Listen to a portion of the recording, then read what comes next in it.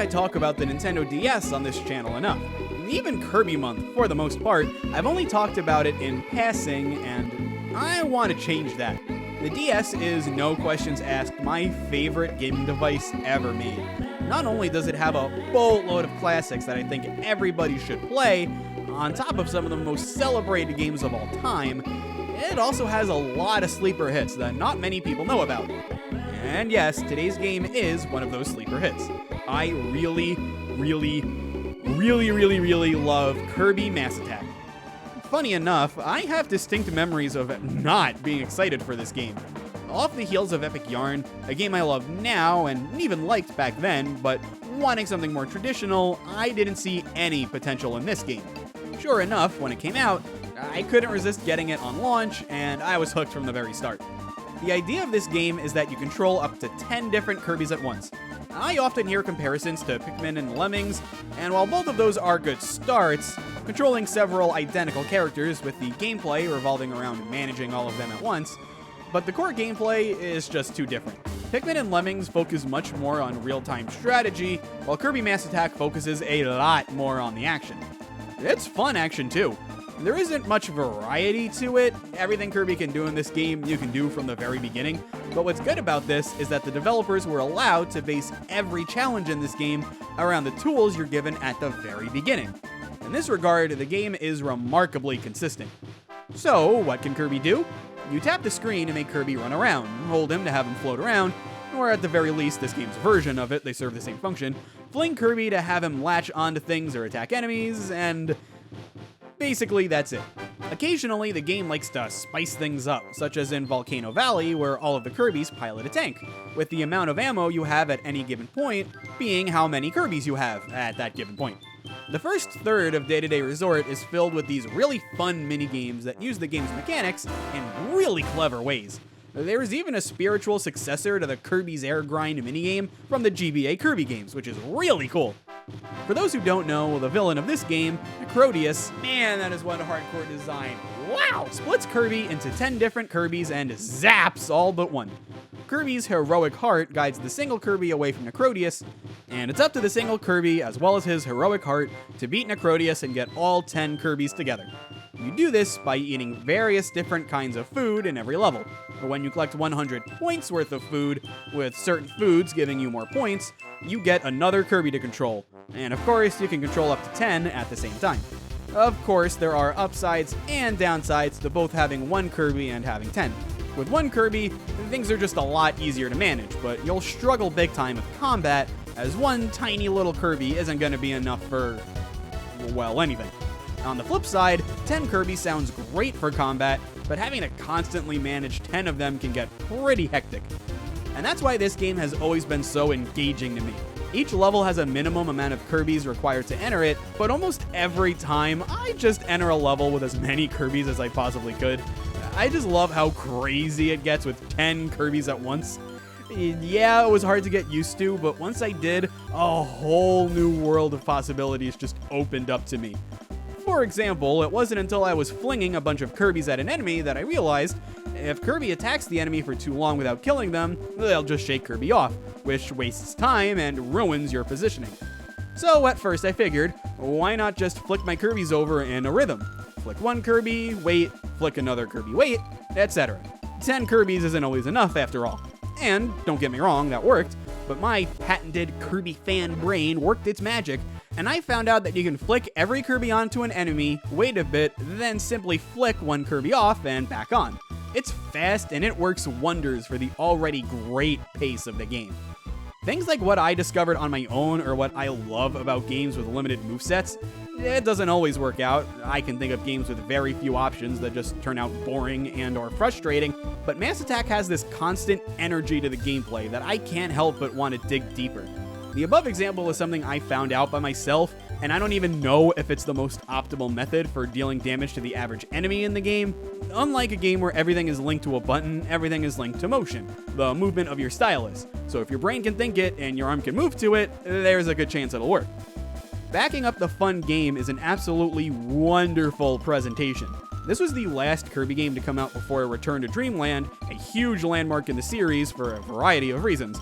Relevant to Mass Attack, it started the trend of every Kirby game having 3D models instead of sprites.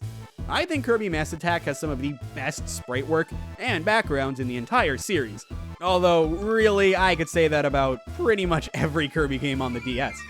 What helps Mass Attack's case compared to the others is that it has the most unique sprites. Canvas Curse definitely has a more unique style, and Superstar Ultra perfected a lot of things that we'll get to when it's that game's turn. I think the sprites in Mass Attack having so much detail to them really helps make it stand out. Kirby sprite work has always had detail, but look at some of the sprites in this game. It's crazy. And forget the quality, look at the quantity. There's so much. Look at all this. Look at all this! The backgrounds in the game are incredible as well. They really help set the tone of every single level, helping all of them stand out and feel unique. When I'm in the Dark Forest level, everything visual makes me feel like I'm in a dark forest. The same with the day-to-day resort, or an underwater pirate ship, or a volcano, or shooting Kirbys out of a tank nearby the aforementioned volcano. Even day-to-day looks different here. He hasn't looked different since Nightmare in Dreamland. Maybe he looked a little different in Superstar Ultra, but he looks especially different here. It's really cool. Almost as cool as Day-to-Day, not much is the music. This game has one heck of a great soundtrack, but again, you're gonna hear me say this about every Kirby DS game. If I'm being honest, I've said that about pretty much every game at this point. I'm running out of ways to say I really like the music in this Kirby game. I just think the music matches the atmosphere that whatever level has.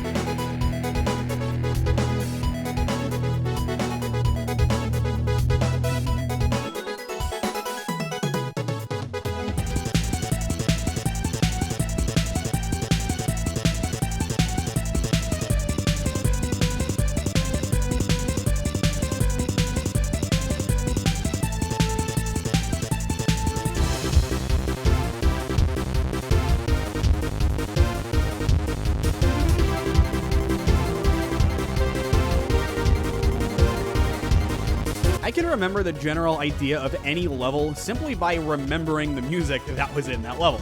The final boss music is also crazy unique, going for atmosphere over crazy cool final boss fight feels.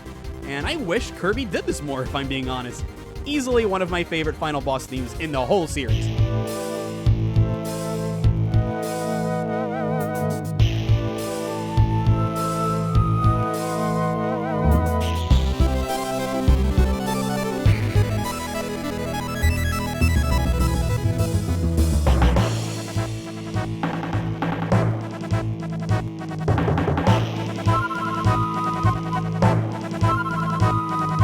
I've done a lot of gushing for Mass Attack, and I'm certainly not done, but I'll admit, the game, not perfect.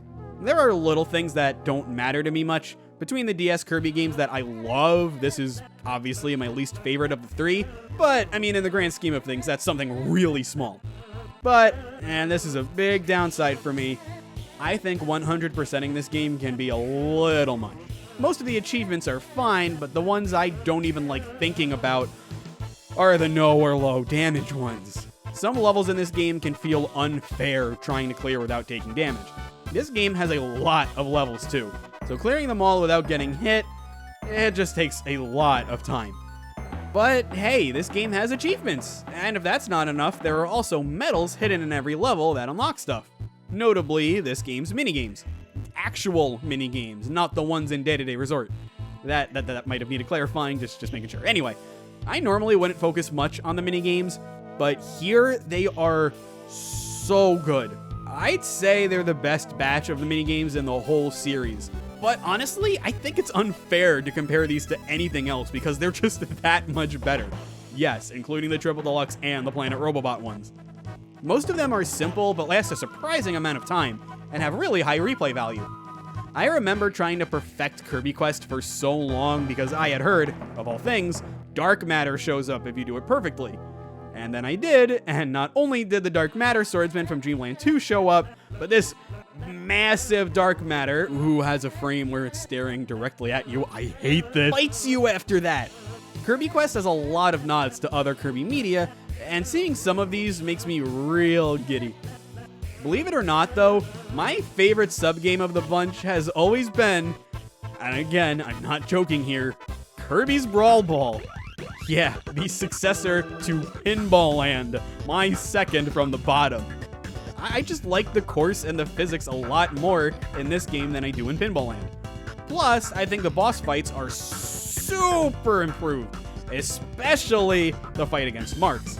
That caught me way off guard back when I first fought him, and it was so cool seeing all the fun ways they took Marks, a boss fight from a standard Kirby game, into a boss fight for a pinball game. And did you know that this mode has a boss rush like Kirby's Pinball Land? I didn't know this until a year or two ago, but it does, it's there. I love that.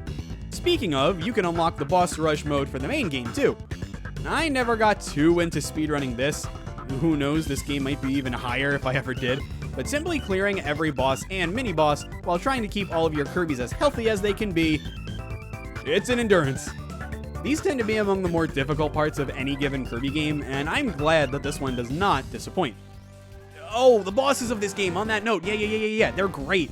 I'll admit that Sandy Canyon's boss is kind of a pushover, but Volcano Valley's boss fight is one of a kind, something that I can only see working in Mass Attack. Green Grounds' boss, Wispy Woods, actually had me stuck for a while trying to clear it without getting hit. You can't hug Wispy like you normally can, since he forms spikes that hurt any of your Kirbys if they touch them, and the use of the top and the bottom screen are really cool in this case too. But, and this is probably going to sound predictable, my favorite boss fight in the entire game is the Dedede boss fight. He's floating on a hot air balloon, throwing time bombs at you, and you have to flick your Kirbys at the time bombs to bounce them back at him. They all have different speeds at which they explode, which you can figure out by just looking at them, and when you time them right, Dedede will fall out of his balloon so you can just wail on him. He'll attack, so timing here is key. It isn't terribly difficult once you figure everything out, but not only is figuring the fight out all part of the fun, but even once you've got everything down pat, it's just incredibly satisfying to beat him. The fight is fun, there's a lot going on, it's engaging, his theme plays in the background, I just actively want to play it when I'm talking about it. I'm gonna go play it right now. That was fun and totally not a post-edit joke. That's just how I feel about Mass Attack as a whole. Whenever I'm playing it, I just want to keep playing it. I don't know how alone I am amongst a group of people who really like to delve into their games and complete them, but I love touchscreen games where the touch controls are really well thought out. Kirby Mass Attack came out in 2011, 7 whole years after the DS came out, and it still had so many inventive ideas. I didn't talk about all of the sub-games, I didn't talk about mechanics like fire or Necrodius' minions coming after you, or keeping a certain amount of Kirbys alive in every level to unlock medals and the like.